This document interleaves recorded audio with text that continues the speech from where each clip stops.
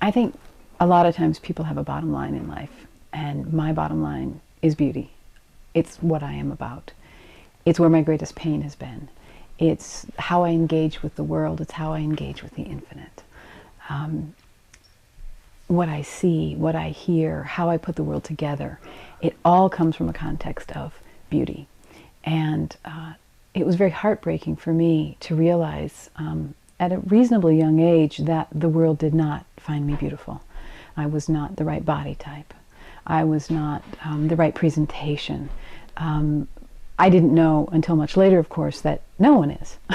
Basically, unless you're airbrushed, that's, you know, there isn't any really right place to be other than on a magazine cover that someone else has designed. So for me, the conversation with beauty really stopped at about age 16. And I remember very clearly sitting in front of the mirror and wondering what the world saw that I didn't see, because I didn't understand why I was deemed not beautiful. After I went through this awakening process, after the world changed for me and shifted for me, I was able to see my beauty again. I was able to say, you know, maybe I'm the only one who sees it, but it's here. I get it. It's yeah, I'm here.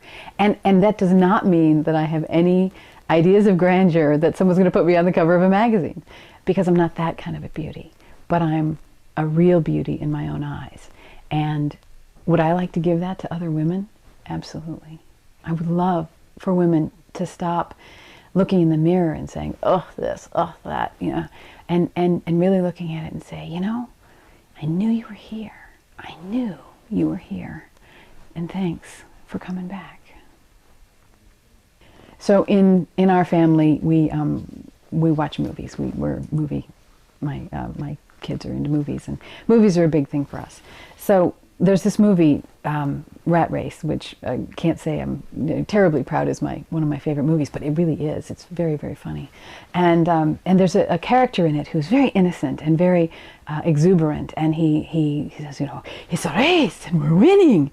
And so around our house we have this idea, and we say all the time, it's a game and we're winning. And the reason we're winning is not because someone else is losing. We're winning because we know it's a game. Because we can play it like it's a game. Like at the end of the Monopoly game, you're still going to love everybody whether they won or lost. You're not going to think, well, I'm the greatest person in the world and this is all I have to do from here on out is win Monopoly. You know, it's a game. And so is life. It really is this phenomenal experience. And there's bountiful beauty and exuberance and natural wonder. And if you can be in that place instead of the rat race, then you win whether you win or not. And there really isn't any winning anyway. There's 6 billion people on the planet. Everybody wants to win. In most people's ideology, there's one winner and the rest are losers. At least in everybody's, in our culture, our ideology. And that's just not workable. And it's destroying our planet. If each person can come to their own sense of beauty, to their own sense of winning, without having to destroy anyone or anything else, we've got a planet worth being here for. And we'll be good stewards of that planet. I really believe that we will. One of the ways that I explain what I bring to the world is through the label of being a healer. But it's really not the right term, because that's assuming there's something wrong with you. I don't assume there's something wrong with you, and I don't want to heal you. I want to reveal you. I believe that you're hidden from yourself, and if you could see yourself, if you could see the magnificence and the complexity, if you could get that everyone has problems and everyone has faults, and it's the human condition, so get over it. If we could all go there, then we would heal what ails us. So in that way, I'm a healer, but really I'm more of an awakener. I'm more of someone who can look at you and say, I'm willing to look for what's good. And we may need to go into where you're unhappy, but there's something good in there, and you're on the right track. You really are. People are on the right track, but they don't trust that they're on the right track. And when someone else can see that, specifically someone with unusual abilities, so you can actually, pull some rabbits out of hats and know things you're not supposed to know. You can say, I see you through this lens. I see this beauty in you. Then people just, it's really not as bad as I thought. And that's a healing. Being seen, really seen, not as a cog in the wheel, not as an employee, not as a role, but just being seen is something that rarely happens. And when it does happen, it is so validating.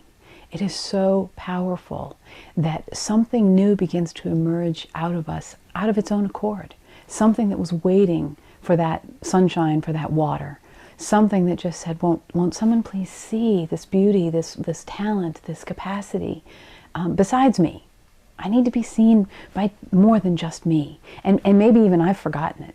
Maybe I've lost it. And I think it's gone. But if someone else sees it, I remember it. And I go, oh yeah, I have something to contribute. I'm here for a reason.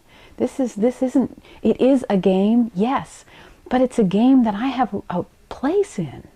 I've got my little spot on the board, and I'm here for a good reason. And I can play that place. I can play that game. And I can win by playing well, by playing authentically. Be who you are.